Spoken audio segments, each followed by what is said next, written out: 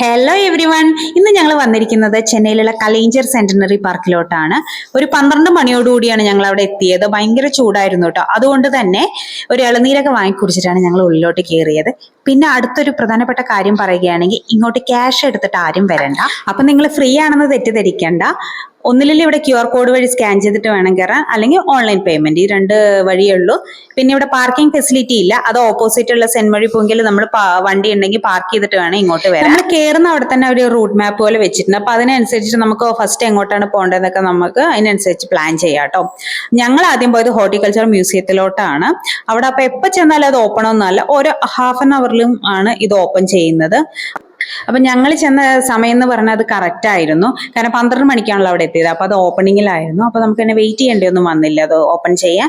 അപ്പൊ അതിന്റെ ഉള്ളിലത്തെ ഇത് പറയുകയാണെങ്കിൽ ഓരോരോ ഡിഫറെന്റ് റീജിയനിൽ ഏതൊക്കെ പ്ലാന്റ്സ് ആൻഡ് ക്രോപ്സ് ഒക്കെ ഉണ്ട്, അങ്ങനത്തെ കാര്യങ്ങളാണ് അവിടെ ഡിസ്പ്ലേ ചെയ്ത് വെച്ചിരിക്കുന്നത്. ഇതൊക്കെ ആർട്ടിഫിഷ്യൽ ആയിട്ട് സെറ്റ് ചെയ്ത് കേട്ടോ. നല്ല ഭംഗിയുണ്ടായിരുന്നു കാണാനൊക്കെ.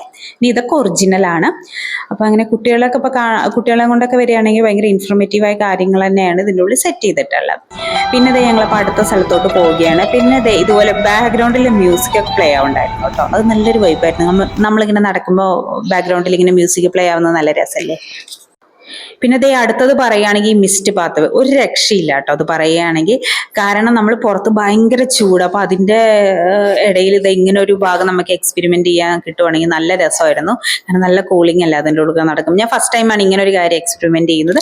പിന്നെ നെക്സ്റ്റ് പറയുകയാണെങ്കിൽ ഇവിടെ ഒരു സിപ്പ് ലൈൻ ഒക്കെ ഉണ്ട് കേട്ടോ. പക്ഷെ നമ്മളത് യൂസ് ചെയ്തത് കാരണം അത്ര വರ್ತല്ല. കാരണം അത് ഇടയ്ക്കിടയ്ക്ക് നിന്ന് പോകുന്നുണ്ടായിരുന്നു. അപ്പൊ അത് നമുക്കത് വെറും വേസ്റ്റ് ആയിട്ട് തോന്നിയോണ്ട് അത് നമ്മൾ യൂസ് ചെയ്തില്ല. നെക്സ്റ്റ് നമ്മൾ പോയത് ഈ ഒരു ഗ്ലാസ് ഹൗസിലോട്ടാണ് കേട്ടോ. ഇവിടെ 50 rupees പെർ ഹെഡ് ആണ്. പിന്നെ ഇവിടെ പറയുകയാണെങ്കിൽ varieties of plants and flowers ഒക്കെ ഉണ്ട്. അപ്പൊ അതിൽ ഇൻട്രസ്റ്റ് ഉള്ള ആൾക്കാർക്കാണെങ്കിൽ അത് വളരെ എന്താ പറയാ കാര്യങ്ങൾ എൻജോയ് ചെയ്യാൻ പറ്റുന്നൊരു തന്നെയാണ്. പിന്നെ മോളിലാണെങ്കിൽ ഇപ്പൊ ഡെസേർട്ട് ഏരിയയിൽ കാണുന്ന ഫ്ലവേഴ്സ് ആണ് അവർ സെറ്റ് ചെയ്ത് വെച്ചിരിക്കുന്നത്. നെക്സ്റ്റ് ഞങ്ങൾ പോയത് അവിടെ ഉള്ളൊരു ബേർഡ്സ് ഹൗസിലോട്ടാണ്. ഇവിടെ കൂടുതലും പാരറ്റ്സ് ആണ് ഉള്ളത്.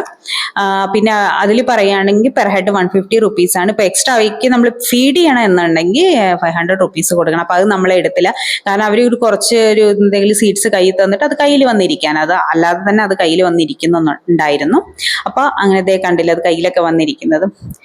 അപ്പൊ അങ്ങനെ ഇതാണ് ഇവിടെ ഉള്ളത്. അതിന്റെ ഇടയ്ക്ക് ഞാൻ പറയാൻ വിട്ടുപോയത്, അവിടെ ധാരാളം ഫോട്ടോസ് എടുക്കാനുള്ള സ്പോട്ടുകളൊക്കെ ഉണ്ട് കേട്ടോ. നമ്മുടെ വീഡിയോയിൽ നിങ്ങൾ കണ്ടിട്ടുണ്ടാവും.